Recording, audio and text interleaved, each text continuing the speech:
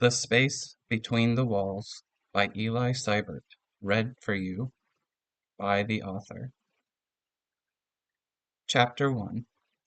Tick, tick, tick. 10-year-old Lou Goodman listened to the grandfather clock as she looked around the dark room. She mustn't let herself fall asleep. She was there for a reason, but there was a certain metronomic rhythm to the soft ticks of the clock, and they were starting to lull her. She fidgeted in her sleeping bag and looked over to her best friend Misty, who was cocooned within a sleeping bag of her own, mumbling incoherently as her closed eyelids flitted every so often. Misty was her middle name, which she was very much preferred to being called over her first name, Everly.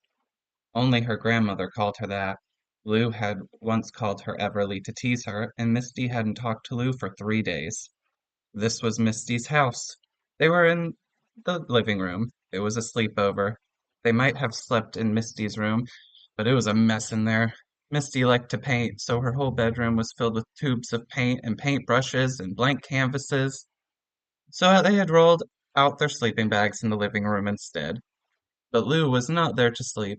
Not yet. She had a job to do. I just haven't been sleeping well, Misty had said earlier that week during lunch, after Lou had asked her why she seemed so unengaged. Misty had been caught nodding off during math class by Mr. Weber, who hadn't been nasty about it like some teachers would have, but asked her not to let it happen again. My dad's been on a business trip, and he usually helps me when I can't sleep, Misty had told Lou. Paints with me, talks with me. Without him, I've always been a light sleeper, and things just keep waking me up at night. Things? Lou had asked. Just noises, Misty shrugged. Creaking and groaning and stuff. Mom says it's just pipes. It's an old house. It's just. The sentence died away, and Lou did not prompt her further, instead simply looking at her friend as she bit into her tuna sandwich. After Misty had chewed and swallowed the bite, she continued tentatively. Sometimes the noises don't sound like pipes or the radiator or anything. Sometimes they sound like they're real, like they're alive, you know? Still, Lou had said nothing, giving herself a moment to consider as she munched on a baby carrot she had dipped in hummus. Later that day, she had asked Misty if they could have a sleepover that weekend. Mama had been excited at the idea because Lou had never instigated anything of that nature before, and whenever Lou had been invited to sleepovers, she hardly ever accepted the invitation. Lou much preferred her own bed and her own house, with all its own noises, all of which she knew and understood intimately. And now Lou was there at Misty's, laying in the dark as she struggled to hear anything other than the clock and her friend's sleeping babble. Maybe Misty's mom was right. Maybe it was just pipes and the house settling, and all the other vague explanations adults give when they did not understand something and had no curiosity to find out the truth. That did happen sometimes. Grown-ups weren't always wrong. Maybe Misty was just a light sleeper with a cruel imagination. That was not uncommon either. Everyone's imagination grew cruel in the dark. Maybe Lou took another look around the clock, slightly illuminated by the streetlights outside. It was 11:19. She closed her eyes for a moment, and when she opened them back up, the clock said it was 1:37. She took in a breath sharply and chided herself. How could she have let herself fall asleep? She was there for a reason, and that reason was not to sleep. Rubbing her eyes, she sat up and stifled a yawn. Misty was asleep. Well, that was a good sign, wasn't it? That might mean tap, tap, tap. Lou's eyes widened, and her heart started pounding. She held her breath and did not move an inch. She did not want to make a single sound as she strained to hear whatever that was. Tap, tap, tap, tap. Misty stirred for a moment, but still did not wake up. Lou waited until her friend settled back down before standing up herself, as slowly and methodically as she could. The floor beneath the carpet was prone to creaking, and for her to be able to do what she had to, it was best if Misty stayed asleep. Lou tiptoed to the center of the room and closed her eyes. She had heard somewhere that if you cut off one of your senses, the others will be more focused. She focused on the sounds around her. Tap tap groan. The groan sounded like a wall being pulled apart in slow motion, and it was coming from the hallway. Lou moved slowly, touching the tips of her fingers to each wall of the corridor as she crept down its length. She stretched her senses past her fingertips. She felt beneath the slightly bubbled paint and brittle wallpaper, beneath the wooden plaster, beneath the world itself, until she found it. She stopped walking, opened her eyes, and turned to face the wall to her left. It was right next to the toiletry cupboard. Lou placed her palm firmly into where she sensed the aperture. That was what she had decided to call them, after looking through her dictionary. This was the word which came the closest to describing what these things were. Also, aperture sounded fancier than magic hole. Because that's what they were. Holes, gaps, places where the world, this world, was not. At Lou's touch, the outline of a door appeared, a construct to bridge the gap. It matched the doors of the rest of the house, old, wooden, painted an eggshell white that was chipped in places. There was an old brass doorknob that was cold to the touch, and Lou could sense the life on the other side. After the door finished taking shape, she opened it, and light streamed into the hallway, light only she could see. Lou blinked as her eyes adjusted. Once they did, she inhaled and stepped through, making sure it closed the door behind her. Chapter 2. Lou was up to her shin in nestlebrows, palm-sized black puffballs with a number of thin, spindly legs and small orange conical feet protruding from where the rest of the face was supposed to be. They hopped around her excitedly, falling over one another as they clambered to reach her. Lou smiled softly as she patted the ones nearest her. They purred and twittered at her touch. She looked back at the door she had just come through. From this side, it was attached to an old, battered shed that looked as if it had been patched up half-heartedly many times. She looked around, trying to discern exactly where she had wound up. The cobblestones beneath her feet were uneven and covered with grime, and she could see a wall not even a mile away. Lopsided and ramshackle buildings lined this side of the street, near the outskirts of the city, probably. She rarely found herself out this far. Not many people did or lived out here in comparison to the city. She tapped her chin thoughtfully, now ignoring the small creatures vying for her attention. Why hadn't Aperture appeared in Misty's house? She needed help. She grabbed the nearest nestlebrow by the scruff, and it wriggled at her touch. Shh, Lou soothed it, running a finger down its beak. It stilled at the consoling. Fine scatterbox, she whispered to it before setting it back on the ground. It stayed still for a minute, but started moving when she prodded it along softly with her hand. The nestle and most of its companions shot off into the nooks and crannies of the street until they faded from view, melting into the shadows. A handful stayed near Lou, still hoping for affection or treats. She started walking. The light here was dim. It was always dim as a musty closet which held but one ancient flickering bulb, swaying lazily from a chain in the ceiling. This, incidentally, was exactly how the city was lit. There was no sky in the space between, just the ceiling. A ceiling of clay and silt and dirt and creaky wooden planks holding millions of scavenged light bulbs of differing sizes, shapes, ages, and brightnesses. But the ceiling was far off as real-world clouds, and the bulbs often looked like flickering stars in a wooden sky. Lou's eyes had long since learned to adjust to the light. She scanned the street as she walked, occasionally seeing vague shapes duck into the shadows between houses, or hearing the scraping of metal or the creaking of doors. Now and again she would spot eyes half hidden behind dirty windows, but whenever she would try to meet the gaze, the eyes would drop out of sight. She was a stranger to these parts, and the outskirts rarely had strangers. Strangers brought trouble. That was the mindset out here. That was what Scatterbox had told her the first time she had asked to see this part of the city. The last thing she wanted to do was cause trouble for these people, but she needed to know how the aperture in Misty's house had been created. Where doors opened tended to be random, but on the off chance this one hadn't been, Lou should try to see if she could find answers. After walking the length of the street, as well as the next one over, she finally found someone who might talk to her. A young girl, younger than Lou at any rate, was sitting on the stoop of one of the splintering shacks, using coal to sketch in a pad of paper almost too big for her to have in her lap. "Hello," Lou said, as non-threatening a way as she could. When the girl's head jerked up in shock, Lou waved and smiled politely. The girl scrambled to her feet and hugged her papers to her chest.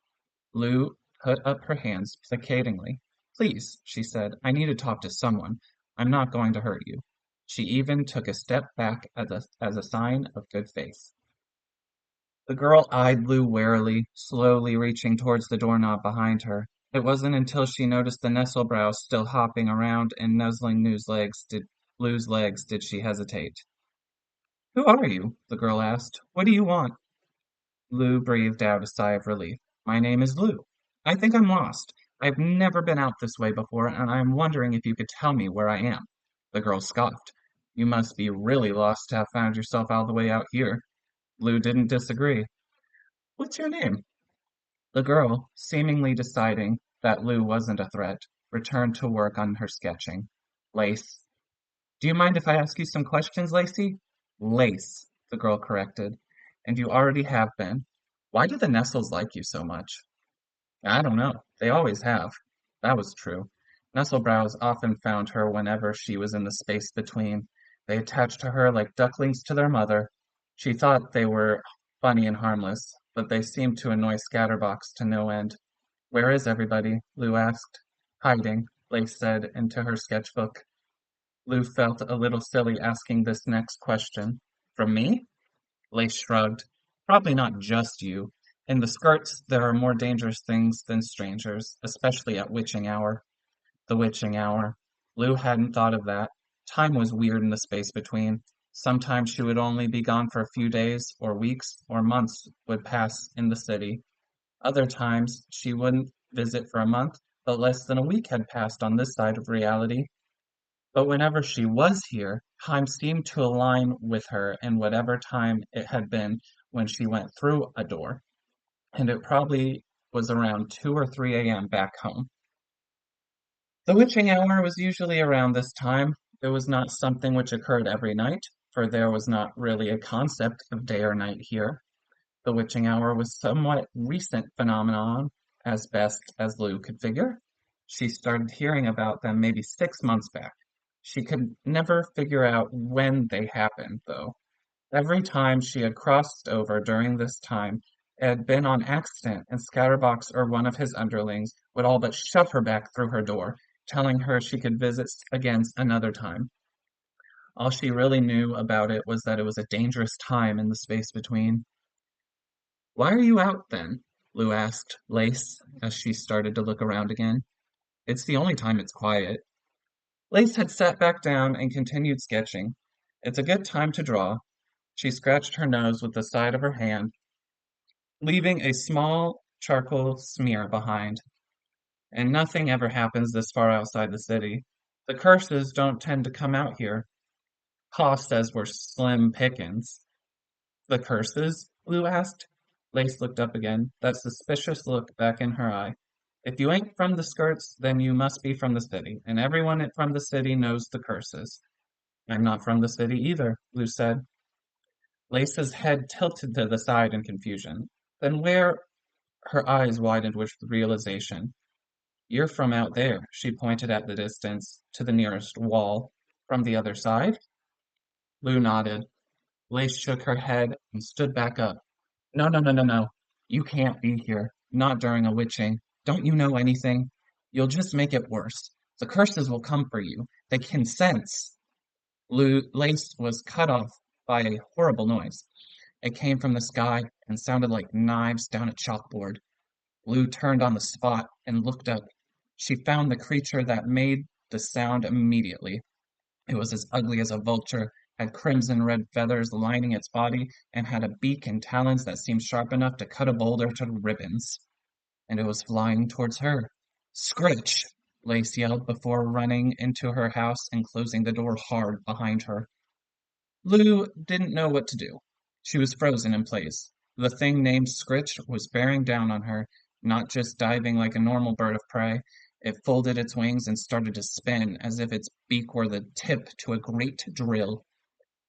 All the nestle brows had fled from her, hiding in the cracks and cobbles of the shadows of alleys.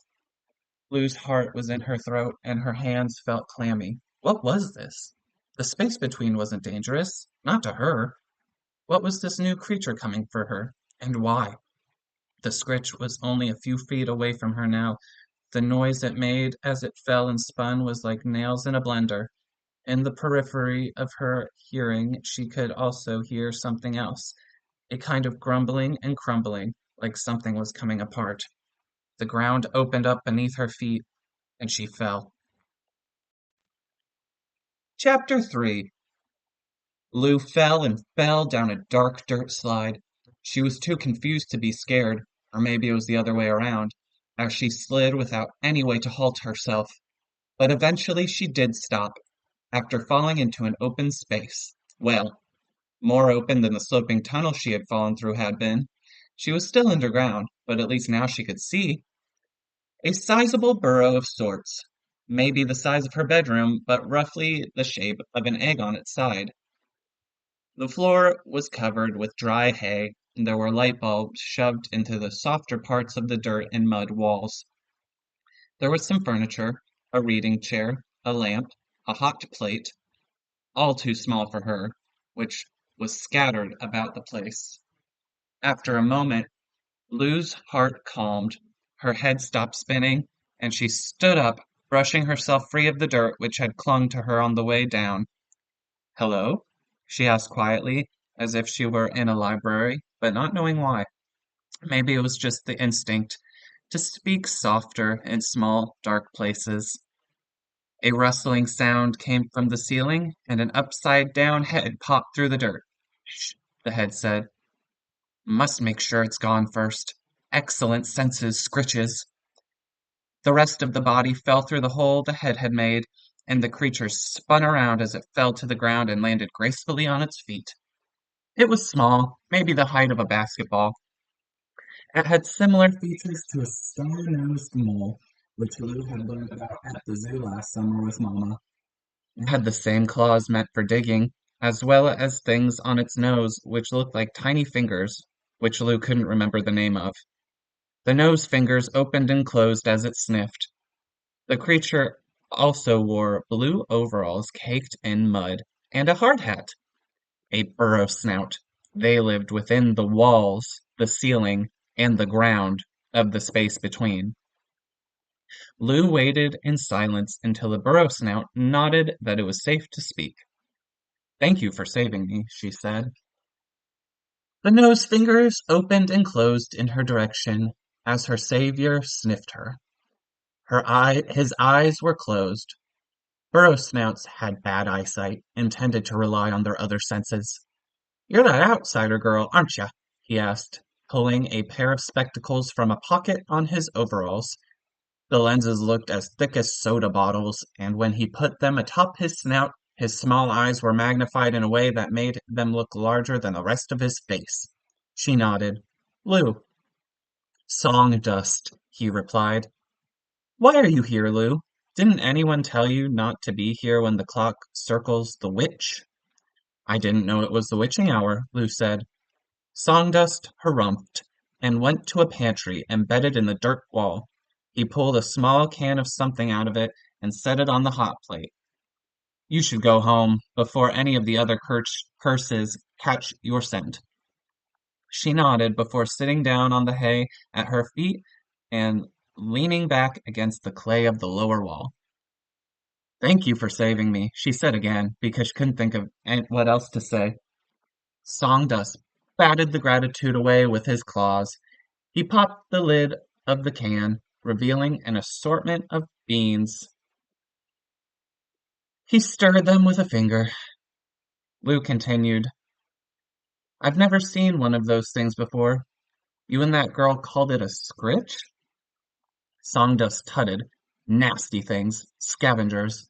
Usually fight amongst themselves. But when they have a scent, well, let's just say I'm more than happy to keep my head buried in the sand when they're out and about.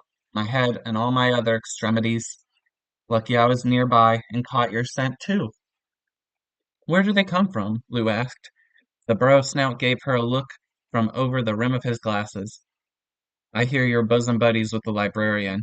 I take it he didn't tell you anything? Lou shook her head. Here, of course. The scritches and other curses, they all come from here. From the space between. Where else? But I've never seen them before, Lou restated. Where do they live? Why do they only come out during the witching hour? Songdust picked up the can, which now had steam drifting from the top. The heat of the can did not seem to bother him. He sat down in his small chair and started eating with his fingers. It took him a minute before he answered. Lou watched as a pinto bean, 3 black beans, and a green bean missed his mouth entirely and fell onto his overalls. He made noisy, slurping sounds as he ate, and Lou tried to keep her face neutral at the noise. Heck if I know, kid, he finally answered. Lou deflated a bit. She was starting to get really curious about all of this. And there was still the reason she had come to the space between tonight in the first place. She needed to figure out how that aperture had formed in Misty's house. After another minute, a fuzzy black lump fell through the same hole she had. It stood back up on spindly legs and shook the dust free from its fur. It stumbled for a minute as if dizzy before gaining some composure of itself and wandered over to Lou. That thing with you? Saunders asked, pointing a finger dripping with bean juice at the nestlebrow. I smelled them all over you the instant I sniffed you out. Maybe, Lou said. She couldn't tell if it was one of the creatures from before or a new one that had found her. Its beak opened up, and a voice came through. Lou? Are you there? Scatterbox. The sudden voice startled Songdust, but not Lou. It was kind of an open secret that nestlebrows could be used to communicate with others, like living, wandering phones. Yeah, she said, it's me. Where are you? Lou explained what had happened and where she was to the best of her ability. Stay where you are, the voice said after she finished. I'm on my way to you now. The beak on the nestlebrow snapped shut, and the creature chirped at her. Songdust gave her a wary look. Was that him? The librarian? Lou nodded. I think it might be best if I led you back up to the surface, he said, standing up. It will be easier for him and his to find you. But what about the curses? Lou asked, not eager for another attack on her life. The burrow snout's nose sensors opened and shut a couple times. The scritch that was after you is long gone. Short attention spans. And I don't smell anything else nearby. The mayor's man will be able to gather you before anything else can catch a whiff of you. Through the darkness of the underground tunnels Songdust's people had created, he led Lou back to ground level. He did not speak to her much as they made their way, only telling her to mind her step or watch her head. When they were back up on the surface, exiting the tunnels through a hole in the wall, he did no more than nod at her before returning back underground. Lou wondered what that had been about. Why had he suddenly wanted her to leave so bad? Another part of her marveled at the wall they had emerged from. She had never been this close to one before. She wondered if the closer to a wall one was, the more noise made could be heard from the other side. Had Misty been woken up from the tunneling, or maybe from the noise of the scritch earlier, or a million other sounds that were always coming from the space between? It wasn't an exact science what noises penetrated to the other side. The walls, like everything else in the city, were a hodgepodge of things: mud, clay, wood, and pipes, all lumped together and crisscrossed to make a boundary which enclosed the space between. Lou often wondered what was beyond the walls. What was there between the space and her world? Was it magic? If a burrow snout felt like it, could it dig right into her world? Or were the walls forever and ever, and no one could get past them in such a manner? Lou found if she tried to make it make sense, all she got was a headache. There was a lot, she wondered, and little anyone had ever told her. Nobody else seemed to know or question any of it. Gift horses and all of that. The Nestlebrow sat on her shoulder, and she petted it absent-mindedly. The creatures could come in and find one another if need be. Scatterbox could use one Scatterbox could use the one he had been talking through to find this one and find her. As she waited, she stared at the city beyond, sitting several miles away. A wonderfully impossible city, a scavenged city, a city of things which had fallen through the gaps of the world and ended up here. Buildings of boxes and crates and pieces of wood and metal and stones and gems which were forced together like pieces from a million different puzzles. Bobs and bits, Mamma might have called it. But Lou loved it. It was so wonderful, this magical hidden world beneath the world, her secret place. It had always been her escape, but now she saw the city in a different light. She saw that it was filled with more danger and mysteries than she previously believed. She wondered what, if anything, she could do about it. After a while, she saw Scatterbox and a small procession of light weights making their way towards her. If the streets of the outskirts had been empty before, now they were absolutely stripped of all life. All curtains were closed and all house lights were off. A Nestlebrow sprinted away from him and towards Lou. The one on her shoulder hopped off, and the two greeted each other. Then they melted into a nearby shadow. "There you are," Scatterbox said when they got close enough. He was wringing his hands like he did when he was nervous. He was always wringing his hands. Lou thought that was kind of funny when they first met, his constant state of anxiousness, like a chihuahua that was always shaking even if it was hot outside. Now, though, for the first time, she wondered if there was more to his anxieties than just his general fastidiousness. Scatterbox was the only one of his kind, and as such, he had never shared with Lou the name of his species. He was half Lou's height, with leaf green skin. He had a great big blue-white beard, which he often braided into different styles. Sometimes he tied it around his waist like a sash or belt, so he wouldn't trip over it. He had pointed ears that reminded Lou more of a show dog than one of Santa's elves. They were always twitching and alert. Atop his head sat a big hat that made him look like a toadstool from afar. He had 3 fingers on each hand, counting the thumbs, and yellow cat-like eyes. He was the second most powerful person in the city, after the mayor. He was also Lou's guide and best friend within the space between. Right now, his fuzzy blue eyebrows were furrowed, but she couldn't tell if he was angry at her or something else. "Lou," he inclined his head as a way of proper greeting. "Hi," she said. "Not that I am not incredibly pleased to see you, but why are you here? We weren't expecting you tonight." "I already told you when we were speaking through the Nestlebrows," Lou said, folding her arms. "There's a door at my friend's house." "Oh, yes," he said. "I forgot. What you didn't say is why you felt the need to tamper with it." "I had never found or heard of an aperture forming outside my home." She struggled. "I was curious." Scatterbuck shut his eyes and pressed the bridge of his nose with one of his fingers and a thumb. "But it's the witching hour.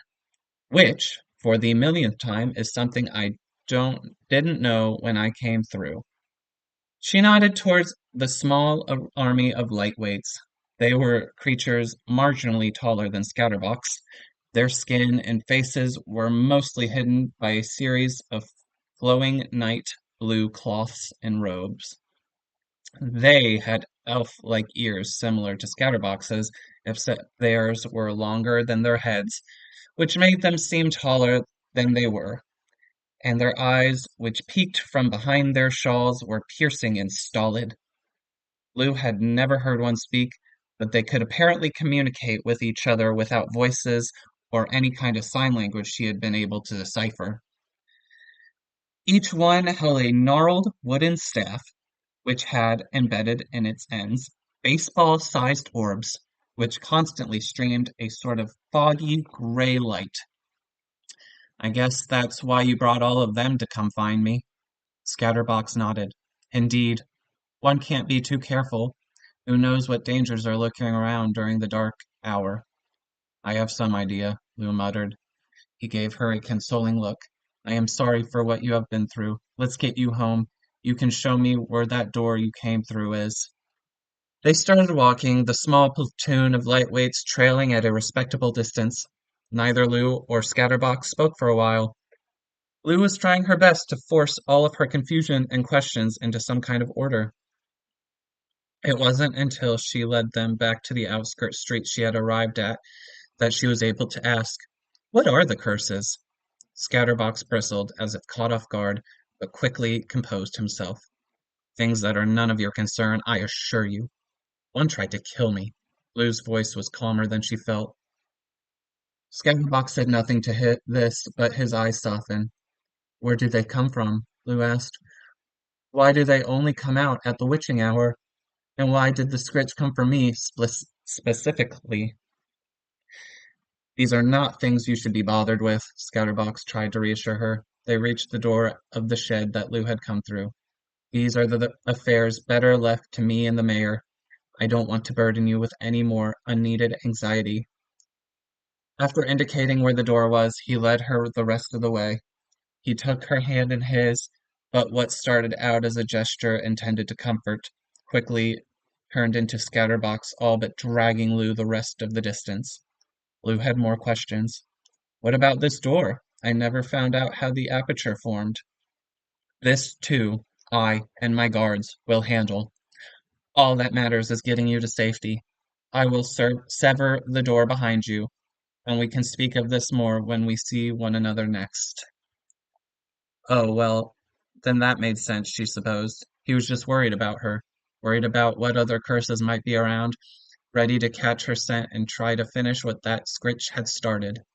Fine, she relented, allowing him to open the door and watching him gesture for her to cross the threshold back to her world. But I expect answers the next time I visit.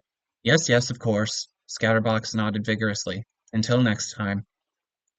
Lou walked out of the space between and back into Misty's house. All the grime and dirt that had clung to her feet and clothes and hair vanished as she passed through. The door closed behind her, and within a few seconds had disappeared entirely. Lou could no longer feel its presence. If she focused, she could still feel the aperture, but it was fainter than before, less tangible, as if it had once been a firefly she could hold in her hands, but now found it to be a star that was millions of light years away. She stood still in the silence and darkness of the hallway for about a minute, trying to assess and process everything that had just happened. After that minute, she realized she was actually very tired, and that the problem she had set out to solve had been solved. There was no longer a door to the space between in her friend's house. The aperture was all but severed. Misty should be able to sleep easy now. Lou walked back to the living room, feeling her way along the wall in the dark. When she found her sleeping bag, she sighed. Where did you go? A groggy voice asked somewhere next to her. Misty. She had startled Lou, and Lou quickly glanced at the grandfather clock. It was 4:11. She'd been gone for hours. How long had Misty been up? Bathroom, was all she could think to say in response. You were in there a while, Misty said. Lou laid her head down. I think it's probably rude to say things like that. Oh, Misty said, still half asleep. Sorry. She laid her head back down too. Soon after, they were both asleep.